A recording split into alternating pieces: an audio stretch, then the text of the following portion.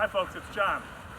For this week's installment, I thought we'd, stir it up a little bit, and instead of going with some kind of a procedure that we would like you to follow on the care of the golf course, that we'd show you a little FYI on how the golf course gets taken care of in other ways. Today we're going to focus on how water from this pond ends up at that sprinkler. Hi, bud.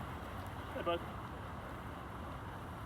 So how that happens is all in here. This is that barn that you've probably noticed if you've ever mailed the 12th green. It's actually not a barn at all. It's called the pump station, and it's the heart of our irrigation system. Come on in, we'll show you. Okay, so first of all, we're inside the door here, and in order to pump water out onto the golf course, you have to have a way of getting water into the pond that you're pumping out of. And by that, the way we do that is through pumping from wells on the golf course. There's one over by the 12th tee, and there's one here in the pump house. This is a submersible well, and what this does, a submersible well meaning the motor and the pump are together at the bottom of the hole, pushing the water up through this pipe. This particular well was dug in 1933, and it's over 700 feet deep. Wow. It makes about 150 gallons a minute. Our other one makes a lot more, for a total of 450 gallons a minute that we can pump out of the ground into our pond to replace what we're pumping out. Now let's see how we pump it up. Come on in.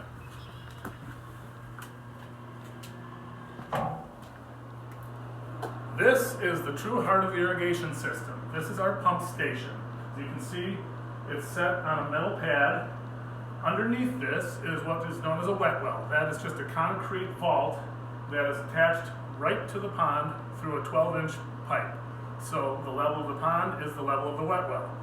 We pump out of the wet well with these two big boys. These are 60 horsepower vertical turbine pumps.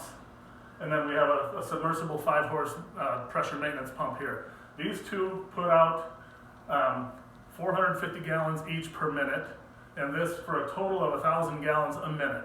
Now, to put that in perspective, that is about 3,785 flushes of a normal toilet per minute. A lot of water.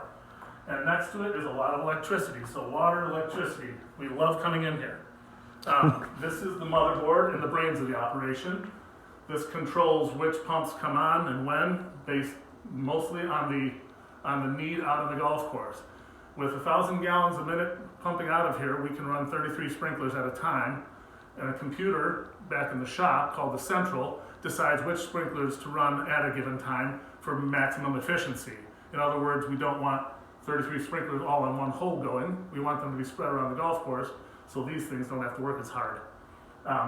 This over here is called the VFD, or variable frequency drive. That's a recent development, recent meaning in the last 20 years in irrigation, and what it does is it actually allows the pumps to motor up and down with need, as opposed to just turning on and instantly supplying 450 gallons a minute.